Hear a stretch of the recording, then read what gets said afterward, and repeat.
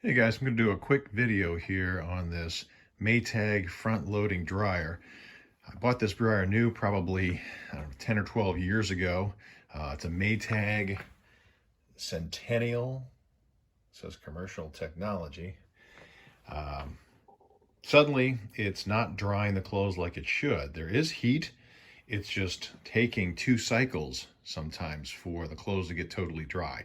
So what I did is a little bit of research and I found out all signs pointed to a heating element. So I did some research, went to the Maytag website and plugged in my make and model number of this particular dryer. This one was model MEDC 200XW1. And I took that information, found out that I needed part 279838. I think that was the heating element part number. So I plugged that into Amazon, of course, and there was a whole kit. Now, I am not a dryer repair person. I do not do this for a living. I'm just doing a little fix-it video so I can try to help somebody else out who's got the same make and model and run into the same problem as me. Kit came with a heating element, and I'm not even sure what to call some of these other parts, but I did match them up to what's on the back of my dryer. And some of these are going to fit exactly like I need them to. Originally, I thought that I needed to take off the front of the dryer to get to the heating element. No, this particular make and model, it's in the back.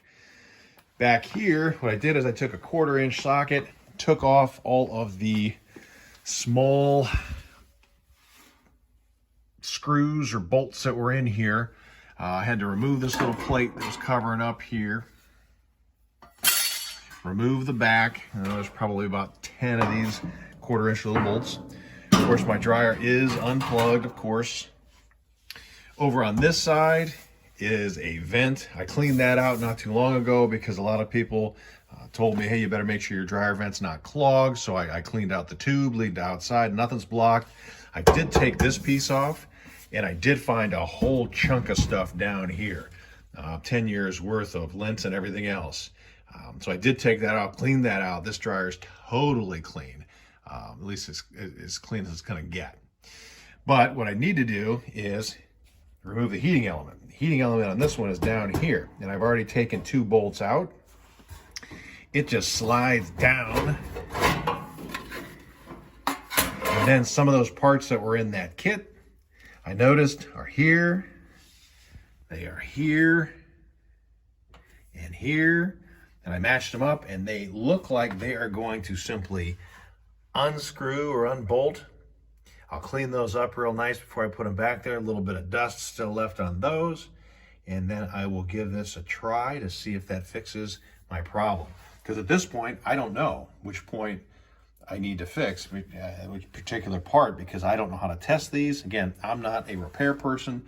I'm just somebody trying to solve a little problem here. So I'm just going to go ahead and replace everything that came with the kit, and I'm going to see if that solves my problem. Okay, now I started to work on the back. I've got the old heating element disconnected. I put the new part on the top, and it didn't get bolted on. It just kind of sits underneath this piece of metal over here, kind of gets bent into place. And then I put the 3 wires exactly the same spot that they were on the old heating element. So I'm going to get that out of the way. Then I matched up this particular piece here. 1 1/4-inch screw will take that off. 4 wires, 4 connections there. This little guy up here, same thing, 1 1/4-inch screw takes that off, and then I'm left with this guy here, and that is going to go up here on the side. Just got 2 connectors right on the top, and this one is held on with 1 sheet metal screw there on the bottom. So we'll change all these out, and then we'll test it and see if it works. Okay, all the new pieces are put in place. Connectors all came off pretty easily and went back on pretty easily. I put the 2 sheet metal screws on both sides to keep the heating element in place. And now I'm going to put the back on and we'll test it out.